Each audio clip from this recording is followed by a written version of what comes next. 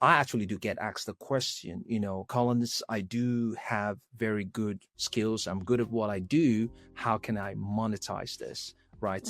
Most people do it through, selling more of their service, but, how can I be in a room where I can speak once and sell to hundreds and things like that? But at the same time, I'm not confident enough to be in front of people to speak to those amount of people. Is there a particular for people that are not in your program at the moment, for some of our viewers that are still starting out, what are some of the routine or things that they can start doing today to make them a stronger speaker? Is it just start speaking, record yourself and play it back and, repeat, or yes, it's a type of process? Yeah, look, I think also, so you never get good at speaking until you're in the arena. So you can practice as much as you want. You can have a perfect script. You can have a perfect flow.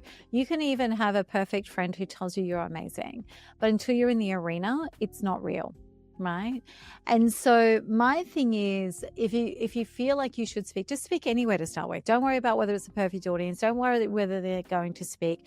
One of the top paid female speakers in the US at the moment, professional speaker, who also has a coaching business behind it, she spoke at 127 Rotary clubs in the first 18 months on the 15-minute slot and just kept telling stories until she had them refined.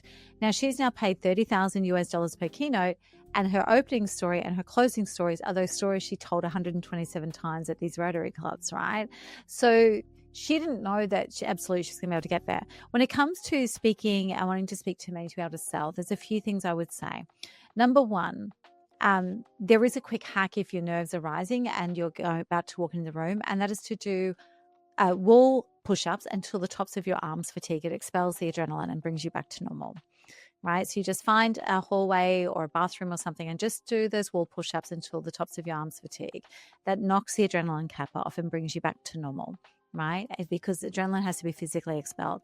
So if you're clammy hands, if you're feeling nervous, if you've got flushed skin, if you've got all of that sort of stuff happening, just do that. It gets rid of the adrenaline. That's actually an adrenal response. The other thing is practice where it won't hurt. And that's what I mean about the Rotary clubs. It's really interesting. I did a series of speaking when I was probably about 15 years ago.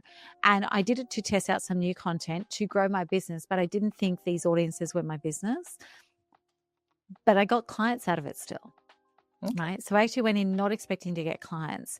So the biggest thing is understand clearly. Do not talk about your experience unless you're using it to demonstrate a problem that you solve. Don't tell your story unless it's building trust and credibility. If it's a story that you want to tell, make sure that it's something that builds trust from the audience, not just lets people know who you are. So the biggest mistake I see people making is forgetting it's for the audience and thinking that showcasing your experience is enough. It's not, right? Showcasing your experience is amazing, but then you've actually got to present a compelling through line that gets people to understand that you can solve a particular problem.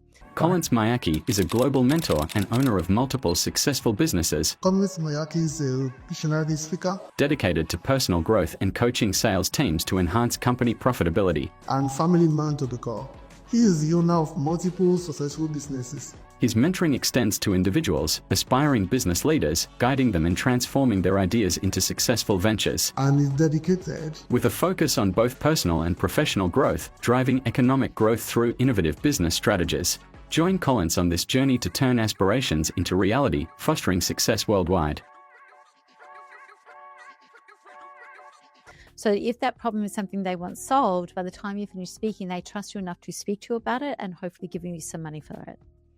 Amazing. But most people just think it's amazing. It's just a case of showcasing their experience. If that was the case, we'd all be billionaires.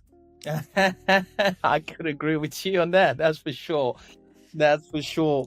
What would you say is the biggest misconception when it comes to, getting paid to speak? Because again, you mentioned this lady, one of the most in the US female speaker getting paid maybe $30,000 for speaking event. And some people or some of our audience might hear that and go, oh wow, maybe if I get 10,000 whatever, blah blah blah.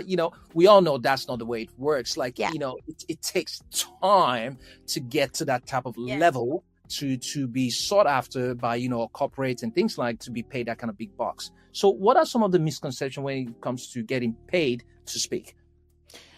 A lot of people think if they can just get the right gig, they'll get paid to speak, right? They think if they get a big brand, they'll get paid to speak. They think if they do a TEDx, they'll get paid to speak. I've heard that one. No. What does it take to get paid to speak? You have to do something timely and relevant. You have to actually have an insight or perspective that solves a problem. You have to have both an incredible speech and great marketing collateral. You've got to be positioned, right? So when people find you online and digitally, they understand that you can help them, right? So many people say, I'm a speaker. They don't even have speaker in their LinkedIn profile.